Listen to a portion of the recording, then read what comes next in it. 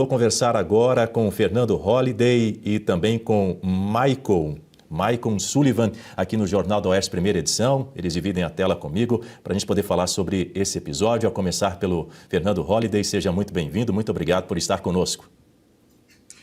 Olá, bom dia a todos aí que acompanham a Oeste, é um prazer estar aqui com vocês. Muito bem, a gente começa por você, Fernando. A gente vai... A questão, como a gente falou agora há pouco, esse caso aí da esquerdogata, ele repercutiu bastante no Brasil todo. Tem um boletim de ocorrência que informa que ela praticou racismo contra os policiais quando ela foi presa. E eu começo dizendo o seguinte a você: o racismo na esquerda parece que ele é mais comum do que as pessoas imaginam? Olha, pois é, né? Me parece que a esquerda ela tem um racismo embutido na sua própria ideologia e há uma dificuldade, tanto de boa parte da imprensa como deles próprios, de admitirem isso e de denunciarem isso. O que a gente viu nesse caso da esquerdogata é o pensamento da esquerda na sua forma mais pura. E acho que é por isso que incomodou tanto a própria esquerda, porque foi sem disfarce. Quer dizer, eles não enxergam os policiais, por exemplo, como trabalhadores. Eles se enxergam como figuras superiores a esses policiais e veem nos policiais simplesmente a reprodução de um regime fascista. Isso justifica, inclusive, as críticas absurdas que eles fazem à operação que ocorreu no Rio de Janeiro. E a esquerdogata representa, acho que perfeitamente, a figura da qual o Rodrigo Constantino já nos fala há muitos anos, que é a da esquerda caviar. Isso é, uma pessoa que desconhece completamente a realidade da periferia, desconhece completamente a realidade das pessoas pobres e honestas, que são a maioria do nosso país, e pregam sobre isso e tentam falar sobre isso constantemente, mas completamente desconectados da realidade. E aí, num momento como esse, de desacato, de absoluto descontrole, de embriaguez, eles deixam essa verdade sair. É interessante que isso aconteceu dias depois do Lula ter dito que traficantes eram vítimas dos usuários, ou seja, mais um momento também que eles deixam escapar a verdadeira ideologia deles e a verdadeira visão deles sobre a segurança pública, sobre as drogas e sobre a polícia. Pois é, Fernando Holliday. Eu vou receber agora aqui também, já dividindo a tela conosco, o Maicon Sullivan. Maicon, bom dia, muito obrigado por atender ao nosso convite para estar conosco aqui no Jornal da Oeste, primeira edição. Primeiramente, bom dia, Daniel, bom dia, Revista Oeste, bom dia ao Alexandre que também está aí, e bom dia ao Fernando Holliday, uma inspiração para nós aí. Pois é, eu começo falando agora com você também, o Maicon. Recentemente, há cerca de um mês, Jair Bolsonaro foi condenado a pagar R$1 milhão por um chamado racismo recreativo. E o seu nome figura nesse caso, não é isso? Sim. Nesse caso, sim. Quero te ouvir sobre esse episódio. Na verdade, aí, só voltando ao assunto da esquerdogata, como o Holliday falou ali, só a desculpa dela estar bêbada, na verdade, a bebida alcoólica, ela não inventa um personagem, né? Ela revela o personagem que está dentro da pessoa. Mas voltando a falar do caso meu com o Jair Bolsonaro, que aconteceu, aquele fato foi em 2021, e ele tinha, na época, recebeu o processo pelo MP do Rio Grande do Sul. E em 2023, durante 2 anos, eu ajudei a defesa dele, dizendo que, no caso, supostamente ele é a vítima, seria eu, então não existiria uma motivação dele ser condenado, então eu ajudei a defesa dele. E 2 anos depois, esse processo foi arquivado e ele ficou como inocente porque não houve racismo, porque ele fez uma brincadeira com um amigo dele, que no caso era eu, dentro do Palácio do Alvorada. E agora, há um mês e pouco atrás, simplesmente em questão de horas, uma manhã, eles desarquivaram, anularam o processo e o condenaram a pagar uma multa de R$1 milhão. Eu vou repetir o que eu falo para todo mundo. Quando você faz uma brincadeira com teu amigo, todo mundo que brinca, que gosta de fazer as piadas, que você brinca, eu também brinco com muitas pessoas, eu por ser negro, eu brinco com muito amigo negro meu também, faço piadas assim como eles fazem comigo. O Bolsonaro, ele se sentiu na intimidade de poder brincar comigo como amigo. fez uma brincadeira, fez a piada, assim como ele dava liberdade para fazer brincadeira com ele, como tenho certeza que ele já deve ter feito várias piadas com o Holiday. O que mudou ali o fato foi que era público, estava sendo gravado, e a esquerda ela quis se apropriar ali de uma situação para tentar prejudicá-lo, que a primeiro momento não deu certo, mas aproveitando o ensejo de sua condenação dentro do STF, né, enfim, pelo falso golpe de Estado que disseram que ele estava à frente, aproveitar essa situação para começar a desarquivar alguns processos que ele já tinha e começar a condená-lo, e esse foi um deles. Então, assim, eu volto a reiterar, não houve racismo, houve brincadeira entre duas pessoas que tinham intimidade para brincar um com o outro. Pois é, deixa eu trazer um ponto aqui, ó. O Moisés Oliveira, que acompanha aqui o Jornal do Oeste, primeira edição, escreveu em concordância com vocês: exato, o álcool entra e as verdades saem. Foi importante você trazer esse depoimento na sua primeira participação aqui no Jornal do Oeste, primeira edição, Maicon Sullivan, para que esclarecesse esse ponto. Foi meramente uma brincadeira entre amigos. Logo depois que saiu essa decisão, você já saiu em defesa de Jair Bolsonaro nas redes sociais, mas eu agradeço a você por trazer inicialmente aí na sua fala o esclarecimento com relação a esse episódio. O Alexandre Magnani também participa dessa entrevista e conversa com vocês. Bom dia, Maicon. Bom dia, Holiday. Faço uma pergunta ao Holiday.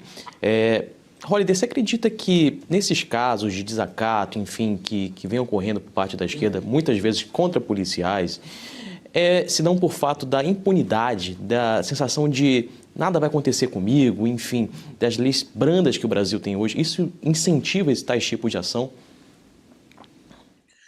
Olha, com certeza.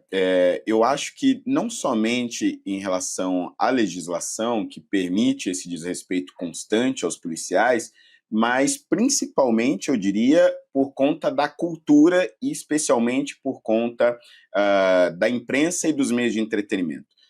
Eu quero dizer que boa parte dos jornais tradicionais, e aqui nós estamos em um jornal que é uma raríssima e bela exceção, mas a imensa maioria da imprensa condena a polícia constantemente. Quer dizer, a polícia é colocada como vilã. Os policiais, eles são apagados, quer dizer, eles deixam de ser pessoas que estão arriscando as suas vidas para proteger outros cidadãos e passam a ser simplesmente elementos vilânicos que precisam ser combatidos. E essa visão vai se espalhando, vai contaminando a sociedade, mas vai contaminando principalmente o sistema. Porque o trabalhador comum, evidentemente, ele entende o papel da polícia, ele quer a polícia presente na sua vida. O primeiro telefone que se aprende quando se é criança, na maioria das vezes, é o 190, é para quem você pede socorro. Agora, aqueles que compõem o sistema, que compõem boa parte das discussões sobre direitos humanos, veem a polícia como inimiga. E aí, quando ocorrem esses casos de desacato, como aconteceu no caso da esquerdogata, essa punição não vem, porque é como se a polícia merecesse, é como se o policial não fosse digno de respeito. Essa visão é que a gente precisa mudar. Eu acho que começou a mudar muito quando nós tivemos o governo de Jair Bolsonaro, porque você passou a ter uma valorização maior do policial, a visão do governo federal sobre a polícia também tem um impacto muito forte, mas evidentemente que 4 anos não vão mudar décadas e décadas de um sistema denegrindo constantemente o trabalho da polícia. Bom dia, Holiday. Bom dia, Maicon. Aqui é a Guta Pini. Satisfação estar aqui na presença de vocês. Já pude entrevistar o Holiday em algumas outras oportunidades. Quero falar com vocês agora sobre essa questão de racismo estrutural, que acaba aparecendo para nós como uma desculpa para aqueles que cometem racismo. Parece até que é uma licença poética, não, porque isso está entranhado em nós e acaba sendo uma atenuante. Vocês veem dessa forma?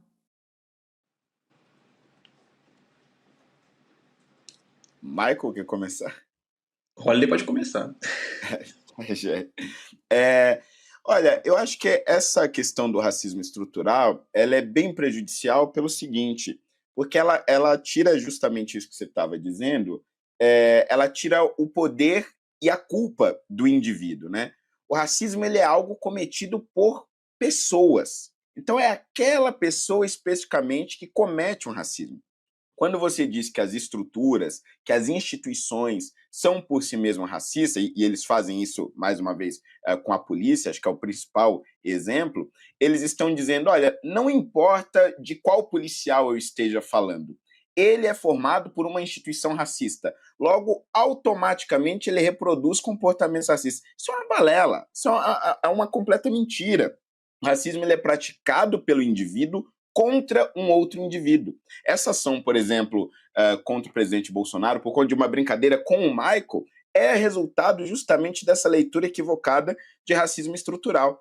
Quer dizer, mesmo que o Michael não tenha se sentido ofendido, o Ministério Público vai lá e processa por quê? Não, o dano é coletivo. Todos os negros sem prejudicar. Balela, conversa fiada. Ele não se sentiu ofendido, eu não me senti ofendido, não tinha nada a ver comigo. Bolsonaro já brincou comigo também várias outras vezes e não me senti ofendido porque aquele contexto não era um contexto de ofensa, não era um contexto de humilhação. E o racismo, e esse é um ponto, acho que central, o racismo ele está necessariamente atrelado à intenção e ao contexto. Se a intenção é de ofender e o contexto é de humilhação, aí nós temos o racismo. Se esses elementos não estão presentes, não há que se falar em racismo. Mas, evidentemente, que para a esquerda esse discurso favorece e potencializa a militância. Só dando um adendo do que o Holliday falou, se você for levar ao pé da letra como que eles tratam o racismo estrutural, quem teria que ser prejudicado nesse contexto da esquerdogata não seria somente a esquerdogata, teria que ser o PT também, porque ela faz parte de uma instituição que diz que luta contra o racismo. Na verdade, eles cometem o verdadeiro racismo. Na verdade, eles excluem as pessoas, os outros negros, né? Assim como o Holliday foi um vereador, eles excluem o Holliday só porque ele é um negro de direita. Então, o Holliday ele não pode ser considerado preto aqui no Brasil, ele tem que ser considerado um preto de alma branca ou um capitão do mato. Então, se fosse para levar ao pé da letra o racismo estrutural aí, não somente a esquerdogata tinha que ser não prejudicada, né? Tinha que ser penalizada, mas sim o partido a qual ela pertence, o PT. Aí então você vê como que a hipocrisia nesse assunto, eles assolam bastante a esquerda, que nunca bate com aquilo que eles realmente pregam. Bom, seguindo aqui com a nossa entrevista, estamos conversando com Michael Sullivan e com Fernando Holliday sobre o caso da esquerdogata. Lembrando que, além do PT, analisando aí a possível expulsão da esquerdogata depois desse episódio da prisão, a influenciadora tinha 880 mil seguidores, só no Instagram já perdeu para lá de 100 mil deles desde a prisão. Ela também é professora, existe ainda a possibilidade de ela ser demitida pela Prefeitura de Ribeirão Preto, no interior de São Paulo. Mas eu quero perguntar a ambos, quais foram as maiores ofensas que vocês ouviram por parte de militantes de esquerda? Começando por você, Fernando Holliday. O clássico Capitão do Mato, né? Constantemente eles me chamam de Capitão do Mato. E é sempre bom explicar o contexto, né? Porque as pessoas falam, mas por que Capitão do Mato seria uma ofensa, né? O Capitão do Mato era a figura histórica que, na época da escravidão, ele era separado dos demais escravos, era um negro escravizado, e ele era separado dos demais escravizados para perseguir aqueles que fugiam. Então, é uma ofensa que pega uma figura histórica, traz para o presente para dizer o seguinte: se você é negro e não é de esquerda, você é um traidor.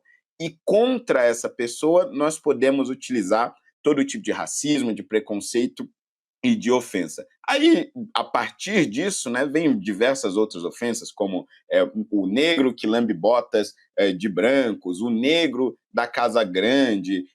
Recentemente, agora, teve um tweet que eu acabei denunciando de uma militante de esquerda que tweetou a minha foto com o Bolsonaro, né, e escreveu lá: você sente pena ou raiva desse preto, né? Quer dizer, só por eu estar numa foto ao lado do Bolsonaro. Então, isso é constante. E eu acho fundamental, eu gravei um vídeo justamente falando isso, eu acho fundamental que nós denunciemos todos esses casos. E não somente de negros que sofrem racismo da esquerda. Estou falando de qualquer tipo de ofensa. Se alguém da esquerda vier falar que você é fascista, que você é nazista, ou qualquer outro tipo de ofensa, eu acho que nós temos a obrigação de denunciar, seja para a polícia, para o Ministério Público, processar por danos morais, utilizar todas as armas possíveis do Estado Democrático de Direito. Porque se nós permitirmos que essas ofensas continuem crescendo, elas vão chegar a tal ponto que aconteça tragédias como a que aconteceu nos Estados Unidos com Charlie Kirk. Porque eles vão escalando, E se nós permitirmos, ou se nós simplesmente começarmos a olhar para essas ofensas como bobagem ou tirar sarro, eles vão achar que podem continuar e vão continuar até que aconteça uma tragédia. Nós temos a obrigação de denunciar todo tipo de ofensa, porque se fosse o contrário, eles estariam fazendo o mesmo. Aliás, é o que eles fizeram nas últimas décadas. Você, Maicon, o que diz? Eu acredito que é uma cartilha já da própria esquerda eles ter os apelidos prontos, né? E eles sempre são os mesmos. Então, é uma coisa do Holliday, Capitão do Mato. Eu justamente até pedi uma vez o Holliday, o processo que ele ganhou, se não me engano, foi do Ciro Gomes, acho que foi isso que chamou ele Capitão do Mato, porque é o que eu sofro diariamente, né, nas minhas redes sociais, é o mesmo xingamento, é o negro da Casa Branca, é o lambe-botas, é o judeu que adora Hitler, essa associação que eles gostam de fazer. É o tempo todo isso, e igual o Holliday falou, eu concordo 100%. Eu há 3 anos tomei a mesma decisão de qualquer ofensa que eu sofresse na internet racista, eu iria processar, eu ia entrar com representação. Infelizmente, todas que eu entrei, eu perdi. Por que será, né? Porque provavelmente ficou na mão ali de um desembargador, de um promotor, de um representante ali do Ministério Público de esquerda, que é onde não quis levar adiante. Um fato aconteceu há 3 anos atrás, foi com um humorista comediante da Globo, ator, se não me engano, Paulo Vieira, onde ele no Twitter me chamou de Capitãozinho do Mato, porque eu fiz um questionamento dele sobre uma situação lá, e ele simplesmente me chamou de Capitão do Mato e me bloqueou. Eu entrei com processo, processei ele, e simplesmente a promotora ela negou, disse que era apenas uma discussão de rede social e não poderia se encaixar com racismo, até porque quem me chamou de Capitão do Mato era um negro. Então, nós temos que sim, eu acho que por mais que vamos, né, perder e se cair na mão de juristas que tem cunho de esquerdista, nós precisamos pelo menos ficar, como o Holliday falou, levando a justiça para essas pessoas acharem que elas não podem fazer o que elas querem. E já aconteceu de um outro empresário do Rio Grande do Sul, ele tinha um restaurante e ele fez o mesmo xingamento comigo no Twitter, e uma advogada, seguidora minha, pediu permissão para ela entrar com representação em cima dele, e ele, né, ficou com medo e depois postou lá uma nota pedindo de perdão, que ele não queria fazer aquilo e tal. Então acho que é essencial a gente processar assim, representar assim, porque faz eles repensar 2 vezes antes de querer ofender qualquer pessoa na vida deles, por não entender que a internet é uma terra de fato sem lei, e a gente mostrar ali respeito. Então isso diminui. Quando eu comecei a divulgar que eu estava processando quem estava me xingando, diminuiu bastante as ofensas que eu recebia já na rede social. Mas ainda acontece, tem uma seguidora minha que ela vive me mandando, ela fala, Michael, eu vi isso aqui um comentário no vídeo seu, toma aqui para você ir guardando aí, fazendo um arquivo. Então eu tenho aqui uma pasta cheia de ofensa racista contra a minha pessoa. Bem, Michael. Pode fazer a sua pergunta, por favor, Alexandre. Bem, Michael, nesse contexto, queria perguntar também que a esquerda, aliás, o sistema de cotas em geral, ele é bastante defendido pela esquerda em universidades, em até outros segmentos. Nesse sentido, eu te pergunto, você acha que o sistema de cotas ele mais incentiva ou combate o racismo? Deixa eu só acrescentar um outro ponto aqui, antes que vocês respondam, porque a Universidade Federal do Rio de Janeiro vai reservar, inclusive, 2% das vagas de cada curso para pessoas trans, já que a gente está falando sobre sistema de cotas. A decisão foi aprovada ontem pelo Conselho Universitário, já vai passar a valer, já a partir do SISU de 2026. Segundo a UFRJ, o objetivo é reduzir desigualdades, ampliar acesso ao ensino superior para quem muda de gênero. A superintendente de Ações Afirmativas, Denise Góes, diz que a universidade precisa participar ativamente na mudança dessas estatísticas ao citar casos de violência e exclusão contra pessoas trans. Aliás, tanto que direciono a pergunta para ouvir tanto o Maicon Sullivan quanto o Fernando Holliday, outras universidades, inclusive, já adotam essa mesma política, como a Universidade Estadual de Campinas, a Universidade de Brasília, a Universidade Federal de Santa Catarina. Quero ouvi-los. É, essa questão de criar dois planos de cota para trans agora foi complicado. Mas vamos lá. Primeiro que, com certeza, não combate o racismo o sistema de cotas. Não combate.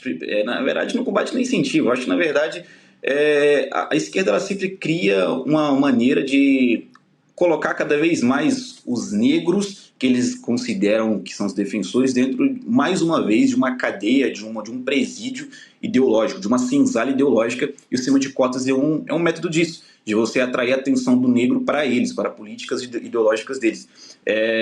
Não é somente o negro que passa dificuldade no Brasil e tem dificuldade, talvez, de entrar numa universidade pública. O pobre que é branco, do olho azul, do olho verde, o japonês, qualquer pessoa também tem dificuldades. Não é só um negro que acorda cedo para pegar um ônibus 4, 5 horas da manhã para ir trabalhar. Não é só o negro que faz isso. Tem muito pai de família branco que tem dificuldade também financeira e passa por problemas. Tem muita jovem que é branco, de periferia, que é japonês, que não importa a cor da pele, que também tem problema financeiro no Brasil, problema econômico no Brasil. Então essa questão de você colocar o negro como um coitado, quando você cria cota para o negro, você coloca ele numa posição de coitado. Eu me sinto como se eu fosse um coitado e eu me sinto como se fosse um aleijado. Eu preciso de uma ajuda para poder conseguir passar na universidade. Peraí, tu está colocando que eu não tenho capacidade de estudar, não tenho capacidade de pensar para passar numa prova com qualquer outra pessoa. Então, a esquerda ela quer falar que o negro precisa de um espaço diferente para concorrer com outros negros para ele conseguir adentrar a uma universidade. Então ela está me separando, dizendo que eu sou menos inteligente do que você, Alexandre, do que você, Daniel. Então o negro, se ele parar para entender o que é uma cota, ele de verdade, ele parar para estudar e entender por que foi criada a cota, ele vai entender que eles estão colocando ele como se ele fosse um doente mental, que ele não tem capacidade alguma de passar numa prova de universidade. Então, assim, e outra coisa, essa questão da cota, eu particularmente também acredito que o Alexandre Holliday, se a gente se inscrever para fazer uma prova do SISU, do Enem, como negro, e passar no sistema de cota, quando chegar na banca avaliadora, seremos reprovados. Por quê? Nós temos traços de brancos. Eu tenho um nariz de branco, eu tenho um formato de rosto de branco, o Holliday também tem. Então não é como o povo pensa. Ah, eu me considero negro, eu vou passar numa prova e entrar como preto. Não é bem assim. A banca avaliadora ela vai julgar se o seu nariz é de negro, se a sua orelha é de negro, se você realmente é um negro. Então, peraí. Então não está preocupado com a dificuldade financeira ou dificuldade da pessoa aqui do Brasil. Está preocupado com uma ideologia de querer fazer políticas em cima disso, usar as pessoas. Então, normalmente, o negro hoje, na esquerda, ele somente é usado. A política de cota é para usar e fazer militância e fazer política. E não para ajudar. Se pelo menos fosse para ajudar, tudo bem. Mas não ajuda. Simplesmente usa e não é somente negro. Eu sou a favor da cota por questão econômica. Da cota por... como é a palavra que esqueci agora? Questão social. E não de cota racial. Muito pelo contrário. Então, eu sou totalmente contra e o que eu quero dizer é o seguinte. Todos os negros do Brasil botam a coisa na cabeça. Assim como o Holliday chegou a ser vereador, e eu creio que vai vir a deputado ano que vem, é por meritocracia e não porque ele é preto.